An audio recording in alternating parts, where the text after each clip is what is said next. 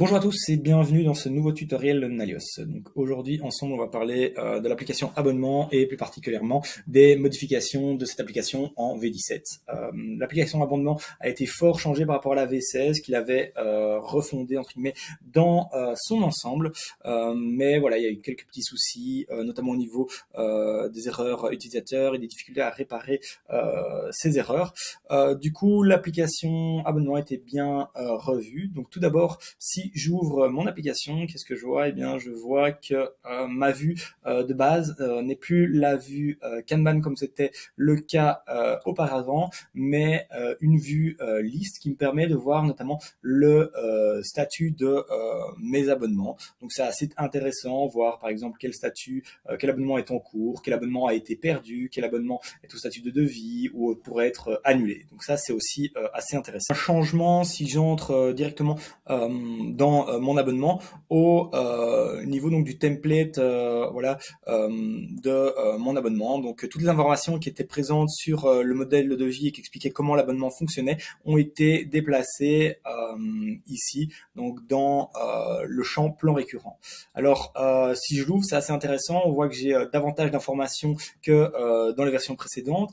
Notamment j'ai aussi des informations sur les différents par exemple services qui sont proposés dans le cadre de mon abonnement mensuel. Donc ça c'est aussi assez intéressant. Autre grande nouveauté de cette application, donc abonnement en V17, c'est la possibilité d'annuler l'abonnement lors de sa création. Si par erreur en fait vous confirmez un abonnement et que vous n'auriez pas dû, vous pouvez encore l'annuler ici. Donc je clique sur annuler et là je vois voilà que j'ai un petit pop-up qui apparaît et qui me dit vous êtes sûr de vouloir annuler cette commande, et je confirme, annuler et notifier le client. Et donc mon abonnement est désormais annulé. Donc ça c'est assez intéressant. Ce n'est pas tout, hein. Donc aussi ce qui est assez nouveau, c'est la manière dont les rapports se retrouvent désormais dans le tableau de bord.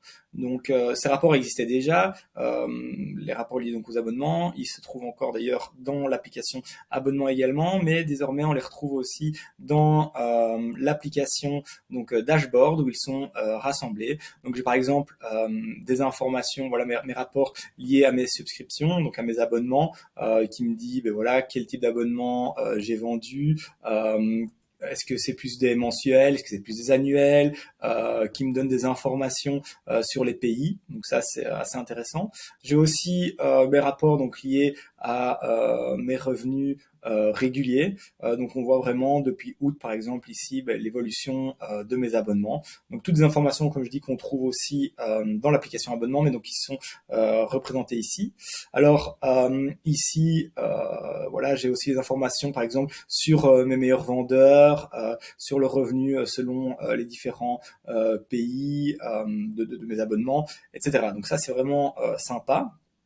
Alors j'ai également un onglet avec des rapports liés à la rétention. Donc bon ici il n'y a pas énormément d'informations parce qu'on est sur voilà une base de test, mais ça concerne vraiment par exemple les abonnements qui sont abandonnés ou le revenu net de mes abonnements, le revenu moyen dû à mes abonnements. Donc ça c'est voilà c'est assez intéressant et vous trouvez ça ici.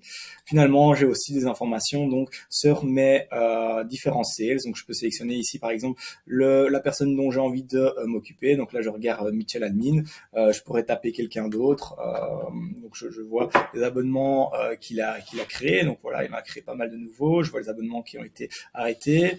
Je vais voir sur un autre vendeur, j'en ai que deux. Je vais voir Sim, il a pas vendu grand chose, donc l'essentiel des ventes est dû à notre ami Mitchell Admin.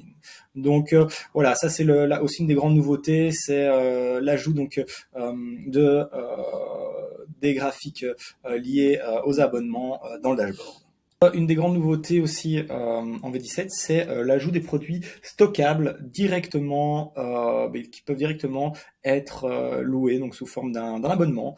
Donc c'était pas le cas avant. Si je vais dans mes abonnements ici, dans mes produits, eh bien je vois que j'ai mon plastic mug ici, donc qui est un produit stockable et qui peut être loué. Donc c'est assez intéressant. Et en plus, ce qui est assez sympa entre guillemets, c'est que ces abonnements sont entre guillemets user-friendly. Donc qu'est-ce que ça veut dire? Ça veut dire que finalement les clients peuvent eux-mêmes décider d'y mettre fin, eux-mêmes décider de le résilier, de le renouveler, etc. Pour ce faire, il faut configurer d'abord votre plan d'abonnement. Pour ça, donc, il faut aller dans les configurations, dans voilà, les plans récurrents. Dans les plans récurrents et sélectionner donc le plan pour lequel vous voulez configurer donc par exemple la résiliation automatique. Donc là je vois tout ce qui est lié donc à ce plan récurrent donc sur un mois. Je vois voilà que j'ai activé l'option résiliable, que éventuellement je peux décider d'ajouter des nouveaux produits, que la personne peut le renouveler elle-même aussi, que elle peut choisir finalement de glisser sur un plan annuel et donc ce qui va faire que quand elle va aller sur son portail client, elle va pouvoir avoir toutes ces options. Donc ça, c'est assez intéressant. Je vous disais, là, je suis sur le portail client de ma cliente Candice. Candice qui a commandé un plastic mug, donc c'est son plan. Voilà, si elle souhaite, elle peut décider directement, par exemple, de le renouveler ou de changer de plan.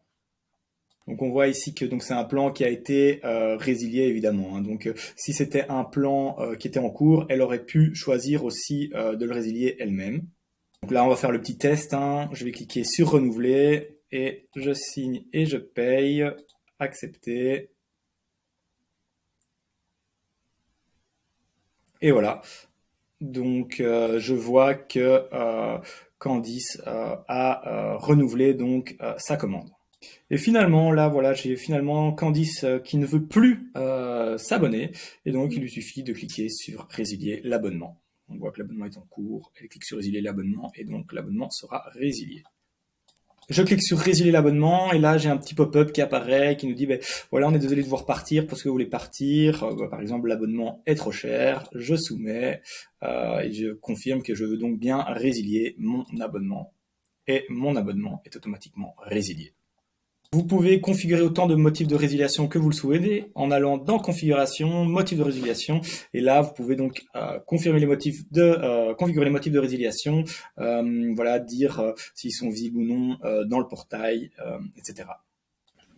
Et donc finalement, la dernière petite chose que j'aimerais vous montrer, c'est l'ajout dans les paramètres d'un nouveau justement paramètre lié à mes abonnements. Donc si je le retrouve, donc lié donc à ma facturation de mes abonnements, je peux désormais cliquer sur consolider la facturation des abonnements et donc ce qui permet à ce que tous les abonnements d'un client soient facturés le même jour sur une seule facture. Donc ça lui permet de rassembler tout en une facture. Voilà donc plein de petites nouveautés en V17 qui sont assez intéressantes.